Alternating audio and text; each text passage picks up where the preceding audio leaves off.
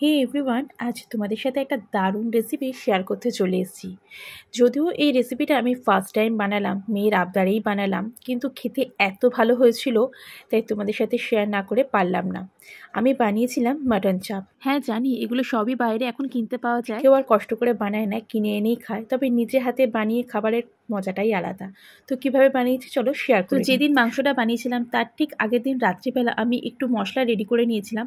তো আমি এখানে দেখতেই পাচ্ছ নিয়ে নিয়েছি এলাচ, লবঙ্গ, দারচিনি, জায়ফল, জয়িত্রী আর গোলমরিচ। তো পরিমাণ মতনই নিয়েছি, যেহেতু আমি মাংসটা একদম অল্প নিয়েছি, ফার্স্ট টাইম আজকে বানাচ্ছি, কীরকম হবে তো সেই জন্য আমি একদম অল্প করেই মটন বানাচ্ছি, তো সেই জন্য মশলাটাও খুব অল্প। তো আমি এটা শুকনো খোলায় অল্প ভেজে নিয়ে তারপরে গ্রাইন্ডারে গুঁড়ো করে নিয়েছি, দেখতেই পাচ্ছ মশলাটা। আর এখানে একটা ছোট্ট বাটির মধ্যে অল্প একটুখানি কেশর দুধের মধ্যে ভিজিয়ে রেখে দিয়েছি। তো এবার সমস্ত আমার রেডি হয়ে গেছে, তো চলো মাংসটাও ভালো করে ধুয়ে নিই। তো এখানে মাংসটা আমি দেখতেই পাচ্ছ একদম অল্প পরিমাণ নিয়েছি, তো ভালো করে মাংসটা আমি প্রথমে ধুয়ে নিয়েছি। এবার এর মধ্যে কিছু মশলা দিয়ে আমি ম্যারিনেট করে রাখবো। তো মাংসটার পরিমাণ মতন আমি এখানে আদা, রসুন, পেঁয়াজ সমস্তটাই বেটে নিয়েছি, এখানে কোনো কোচানোর কিছু নেই। তো সব কিছুটা দিয়েই আমি ভালো করে বেটে নিয়েছি। আমি যেহেতু মাংসর পরিমাণ খুব অল্প নিয়েছি তাই আমার মশলাটাও কিন্তু খুব অল্প, তোমরা তোমাদের মাংস বুঝেই কিন্তু মশলা নেবে।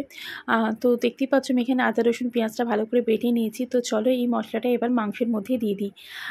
তো এই মাংসটার মধ্যে আরও কিছু আমি জিনিস দেবো যেগুলো দিয়ে ম্যারিনেট করে রাখতে হবে। তো এখানে পেঁয়াজ, আদা, রসুনের পেস্টটা আমি দিয়ে দিচ্ছি পরিমাণ মতো নুন, আর দিয়ে দিচ্ছি এর মধ্যে সামান্য পরিমাণ টক দই, আর এর মধ্যে কিছু গুঁড়ো মশলা দেবো। তো সেগুলো হলো শুধু একমাত্র লঙ্কা গুঁড়ো, তো কাশ্মীরি লঙ্কা গুঁড়ো আর এমনি রেড চিলি লঙ্কা গুঁড়ো দিয়ে দিয়েছি। আর এর মধ্যে দেবো একটুখানি গোলাপ জল আর কেওড়া জল, খুবই অল্প সামান্য পরিমাণ দেবো, তখন গন্ধটা বেশি হয়ে গেলে ভালো লাগবে না। পরিমাণ বুঝে একদম অল্প করে দেবো। আর যে মশলাটা আমি গুঁড়ো করে রেখে দিয়েছিলাম, তো সেই ভাজা মশলাটাই আমি এর মধ্যে দিয়ে দেবো। আর আগে থেকে যে কেশরে দুধ ভিজিয়ে রেখেছিলাম, তো সেটাও এর মধ্যে দিয়ে দেবো। তো সব কিছু উপকরণ দিয়ে ভালো করে মাংসটাকে ম্যারিনেট করে রাখতে হবে এবং এটাকে ওভারনাইট ম্যারিনেট করে রাখতে হবে, তাহলে মাটনটা খুব ভালোভাবে নরম হবে। তো দেখতেই পাচ্ছ ভালো করে মাংসটা মাখানো হয়ে গেছে আমার। তো এবার এটা আমি আজকে এখন রাত্রিবেলা ফ্রিজে রেখে দিচ্ছি ঢাকা দিয়ে, কালকে সকালে আমি রান্না করব। তোমরা যদি কেউ বিকেলে রান্না করতে চাও তাহলে সেটা ম্যারিনেট করে সকালের মধ্যেই রেখে দিও, আর যদি সকালে রান্না করতে চাও তাহলে এটা রাত্রের মধ্যে ম্যারিনেট করে ফ্রিজে রেখে দিও। তো আমি এখানে ফ্রিজের মধ্যে রেখে দিলাম। তো এবার পরের দিন সকালবেলা আমি আবারও রান্নাঘরে চলে এসেছি। আর সবার প্রথম আমি কড়াইয়ের মধ্যে অল্প একটুখানি বেসন নিয়ে শুকনো খোলার মধ্যে ভেজে রাখছি, এইটা আমি একদম শেষে মাংসের মধ্যে দেবো। তো সেই জন্য সবার আগেই আমি এটা ভেজে তুলে রাখছি, ঠিক আছে। তো আমি দেখতেই পাচ্ছ একদম অল্প করেই নিয়েছি, বেশি বেসন দিলে ভালো লাগবে না, 1 চামচ মতন একটুখানি বেসন লাগবে, তার জন্য সেটাকে আগে আমি শুকনো খোলার মধ্যে ভালো করে ভেজে নিচ্ছি। তো আমার বেসনটা ভাজা হয়ে গেছে, বেসনটা আমি এখন তুলে রাখছি। তো চলো এবার কড়াইয়ের মধ্যে, আর এই যে দেখো মাংসটা আমি বার করে নিয়েছি, ঠিক আছে। তো এবার কড়াইয়ের মধ্যে আমি দিয়ে দিচ্ছি সামান্য পরিমাণ ঘি। তোমরা এটা কিন্তু সব কিছু দিয়েই করতে পারো, সাদা তেলেও করতে পারো, আবার সর্ষে তেলও করতে পারো। তো আমি সামান্য পরিমাণ ঘি দিয়ে তার মধ্যে দিয়ে দিচ্ছি সর্ষের তেল। তো তেলটা গরম হলে এর মধ্যে আমি আগে থেকে যে ম্যারিনেট করে রেখেছিলাম মাংসটা, সেই মাংসটাই দিয়ে দেবো। তো তেলটা আমার গরম হয়ে গেছে, তো এবার আমি যে মাংসটা ম্যারিনেট করে রেখেছিলাম এটা এর মধ্যে দিয়ে দিলাম। তো এবার শুধু ভালো করে একটুখানি কষাতে হবে, আর কিছুই না। হ্যাঁ, তবে যেহেতু মাটন একটু সময় লাগবে রান্না হতে, তাই সিমটাকে লোতে রেখে দেবো, রেখে দিয়েই মাংসটাকে কিন্তু ভালো করে কষাতে হবে, আর আস্তে আস্তে তেল বেরিয়ে আসবে, ঠিক আছে। তো চলো মাংসটা আমি ভালো করে কষিয়ে নিই, তারপরে তোমাদের কাছে আবারও ফিরে আসছি।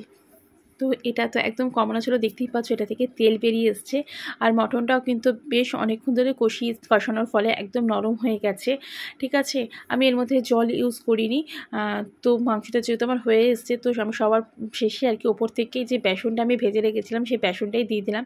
আর পরিমাণ মতো অল্প একটুখানি আমি সামান্য চিনি দিয়েছি, যেটা তোমাদের সাথে দেখানো হয়নি, ঠিক আছে। একদমই অল্প, সামান্য জাস্ট কালারটার জন্য আর একটু টেস্টের জন্য বলতে পারো। তো সব কিছু দিয়ে ভালো করে মিক্স করে নিলেই কিন্তু আজকে আমার মাটন চাপটা একদম রেডি হয়ে যাবে। আমি ফার্স্ট টাইম বানালাম আর খেতে সত্যি বলছি ভীষণ ভালো হয়েছিল। তোমরা একবার এইভাবে ট্রাই করে দেখতেই পারো। আমি কিন্তু এটা ইউটিউব দেখেই বানিয়েছি, ভীষণই ভালো হয়েছিল। নেক্সট টাইম তো আমি আবারও বানাবো, ঠিক আছে। তো তো আশা করছি তোমাদেরও ভিডিওটা ভীষণ ভালো লেগেছে।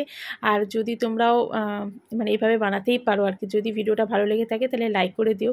আর সব শেষে আমি নামাবার আগে আবারও অল্প 1 চামচ মতন ঘি দিয়ে মাটন চাপটা নামিয়ে দেবো। ঠিক আছে, তো চলো আজকের মতন এখানেই রাখছি। দেখা হচ্ছে একটা অন্য কোনো ভিডিওতে। ততক্ষণ তোমরা সবাই ভালো থেকো, সুস্থ থেকো। আর আজকে আমার এই মাটন চাপের রেসিপিটা যদি তোমাদের ভালো লেগে থাকে তাহলে আমার ভিডিওটাতে একটা লাইক করে দিও। আর ফেসবুক থেকে দেখলে ফলো করে দিও, ইউটিউব থেকে দেখলে সাবস্ক্রাইব করে দিও। আজকের মতন এখানেই রাখছি, টাটা। দেখি কীরকম লাগছে বলো, ভালো লাগছে না?